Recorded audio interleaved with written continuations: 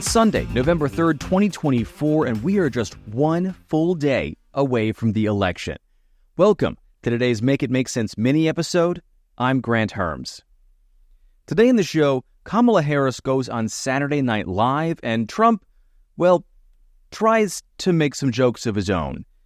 So, Saturday night, reporters aboard the vice president's plane at about 7:30 started to report that while they were traveling from North Carolina to what they thought was Michigan for a rally that Harris was holding today in Detroit, they instead were making an unannounced stop in New York. Now, that sent a lot of journalists, myself included, into some speculation that she might be on SNL, which would be at least culturally something, because while people keep saying SNL is on the decline and it's getting worse, people have been saying that for decades, this current season has the highest average rating the show has seen in 10 years. And now, if you're not a watcher of SNL, for the last few weeks, Harris has been parodied on the show by Maya Rudolph, who came back for sketches at the beginning of the shows this season. Not long after it was announced, it was then confirmed by the Associated Press, the New York Times, and then by NBC News, which could only report via sources close to the show that Harris was going to be on. Harris did the Mirror sketch, which, again, if you aren't a watcher, it's where a member of the cast playing the real person has a conversation with the actual person who's seated on the other side of an invisible mirror, like they were talking to themselves in that mirror. And now that I've entirely made this bit unfunny by explaining it, here's some of it.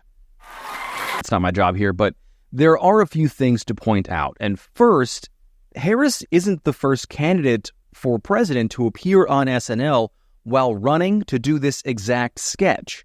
It's a pretty popular one. It was actually just done 2 weeks ago with Ariana Grande. George H.W. Bush, Bob Dole, Hillary Clinton, and Donald Trump have all gone on to do this exact same or a similar version of this sketch. And when Trump did it in 2015, it was a year out from the 2016 election. He was still a pretty big star for the network, having just come off The Apprentice, and he hosted that entire show compared to these others that were just guest spots. So it sparked some pretty big backlash back then and triggered equal time laws for their opponents, which means that affiliates had to give an equal amount of time to the other candidates. With so few hours essentially left in this election, it's unclear if affiliates are going to have to give Trump that equal time, or if it was even triggered here because Harris was on for such a short amount of time.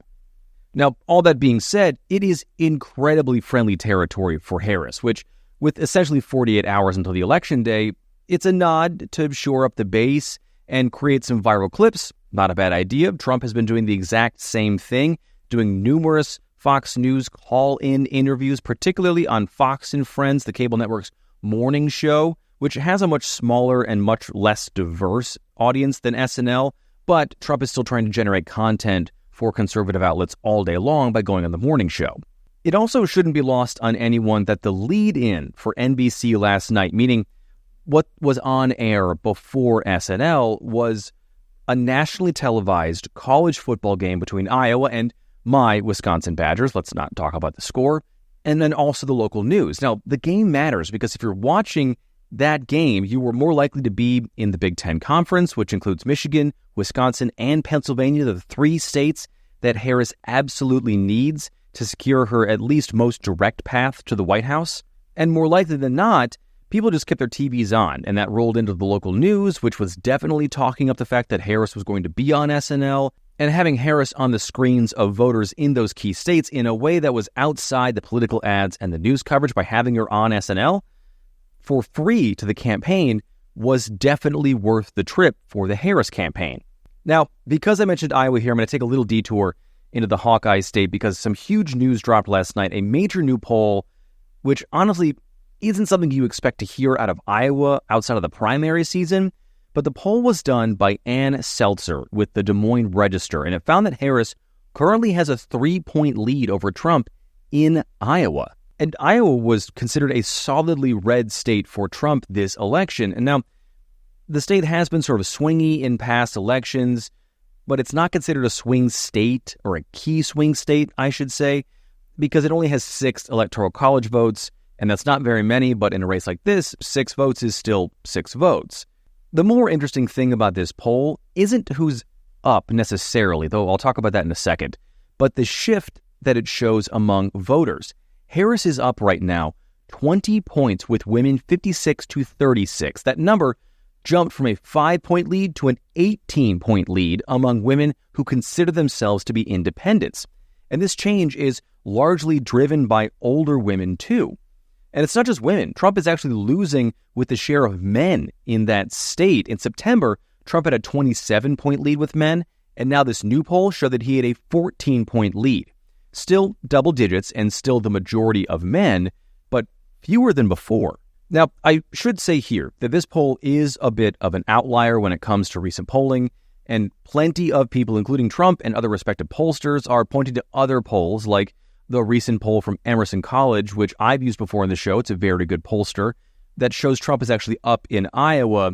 And if it were any other pollster, I would agree and say don't worry about it. But Ann Seltzer, who did this Iowa poll, is one of the most respected pollsters in the country and might be the best pollster in the country. And if she's not, nobody is certainly doing it better than she is. She called the Trump win in 2016 when almost nobody else did because her Iowa poll showed a pretty large margin for Trump that seemed to come out of nowhere. And in all of her polls, she's never been off by as much as 5 points, let alone 10 or 20 points if we're talking about this voter shift. When she's talking about not just a shift, but a lurch towards Harris among men and women in particular, in a state that is mostly white, suburban, and rural, Trump's key base voters, this is something to keep an eye on. All right, let's get to the other side of what happened yesterday. Trump and his supporters tested out a few jokes of their own, which, given the fallout from the comedian at the Trump Madison Square Garden rally who called Puerto Rico a floating island of garbage and the backlash that has come from that, you would think that Trump would stay away from making jokes, at least for a bit, but that's just not his style. And it seems like that backlash, like all backlash for his campaigns and when he was president, is just an invitation to steer into the skid and use condemnation as permission to be worse, which is exactly what happened. The first joke was while Trump was talking about Harris working at McDonald's, or as he's continued to say without evidence, that Harris lied about working at McDonald's, someone in the crowd called Harris a hooker. Here's what that sounded like. Significant liar. And when you lie about something so simple, she never worked there, but I did a little bit.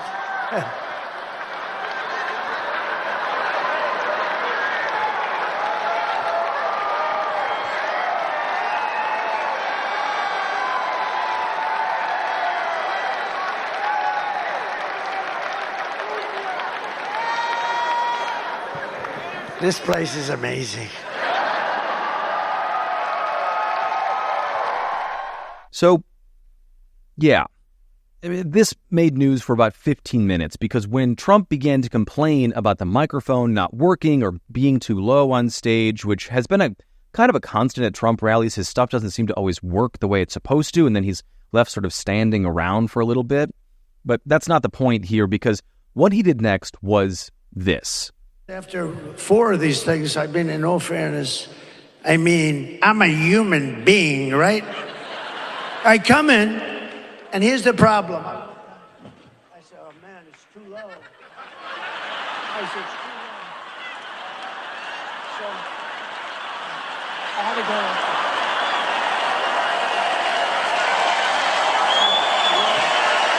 go. Way too low. So if you're just listening to this, that was the sound of Trump pantomiming oral sex on the microphone stand before he bats it away. Now, some supporters are saying that he was trying to mimic that the mic, like I said, was too low, but that is not what anyone saw, and it certainly is not what the people in the crowd saw. Otherwise, they wouldn't be laughing the way they did. And the reason that this is all worth talking about isn't just because Trump did something lewd again. It's because in the last few days and hours of this election, when thousands of undecided voters, like the ones I talked about yesterday in yesterday's mini, are trying to make up their minds, the last images of who they want to be president are going to be Harris on one of the most famous stages in all of comedy, or Trump doing whatever that was. Okay, that is it for today's MIMS Mini. Please rate and review the show on whatever podcast app you're listening to this on. Make sure you're following along because, like I've been saying this week, tomorrow is the very last mini episode that I'll be doing these daily drops with. Of course, there'll be more minis down the road when things happen, and I want to get to them before the full episode at the end of the week, but make sure you're following along so that you don't miss out on those weekly episodes because you're not going to see this in your feeds every day.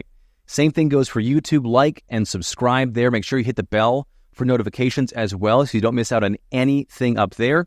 And if you do want more of these daily drop content bits, I've got all those coming on the Make It Make Sense Substack. So everything you're getting in these daily mini episodes is going to be up there after the election. It's just $5 a month to subscribe. There's also a free option too. You're just not going to get as much stuff, and you're not going to get as much stuff right when it's available. So I encourage you to go ahead and just subscribe at that lowest tier.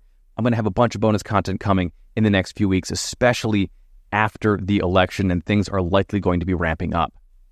And as always, the most helpful thing is sharing the show on social media. It's MIMS News Pod. That's MIMS News Pod. It's all one word on every platform.